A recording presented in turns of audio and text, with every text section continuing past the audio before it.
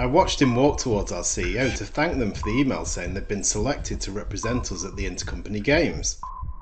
I felt instantly sick. Was I sick with jealousy? Nope, it wasn't that. No, my declining health and why my Fitbit was now in the fat burning zone was because our CEO was about to be very, very confused. Because the games didn't exist. I knew this because I'd made them up less than an hour ago. It was me that had sent the email. I pretended to be our CEO, and this wasn't the first time. As imaginary things go, it seemed quite nice, selecting somebody to represent us at the Intercompany Games. It was fun writing a detailed email. I'd mixed normal things with weird things at a kind of 2-to-1 ratio, so I said there would be a general knowledge quiz and global cuisine, but I also added in swimming competitions. My target, colleague, going rogue was traumatic. It was definitely time to delete the account and find a new hobby. Some months later, I was laying in my bed watching Netflix, scrolling on my phone, and I saw a headline about my bank. It normally wouldn't have registered, but we'd fallen out recently. Then the idea appeared. Why didn't you trick the CEO of the bank, the idea said.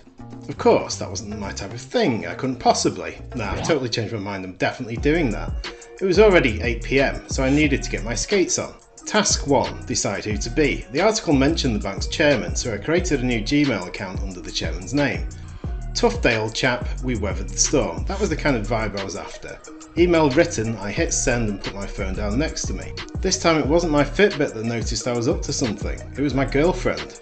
What are you up to? She asked. Now I can't remember what I said, but what I definitely didn't say was, oh, I'm just pretending I'm the chairman of a bank. 2 minutes later, my phone lit up. It was a reply from the CEO. Messages were exchanged rapidly, but eventually it reached the natural point to stop.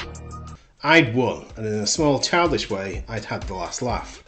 The next morning, bursting with smugness and dying to show off, I sent the email chain to a journalist. I sent it from an anonymous Twitter account I made that morning called Email Prankster. The journalist must have liked what they read because a few hours later it appeared online.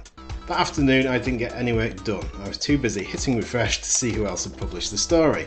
Stopping now wasn't an option. The only decision I had to make was who was next.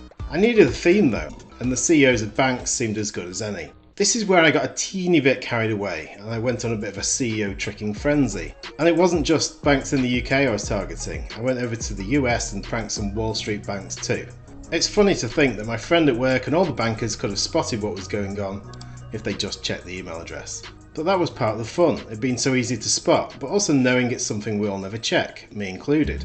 Away from my prankster world, things were already starting to get awkward. People were warning me I was past the point where I should have stopped. Find out how I spectacularly ignored the warnings in part 2.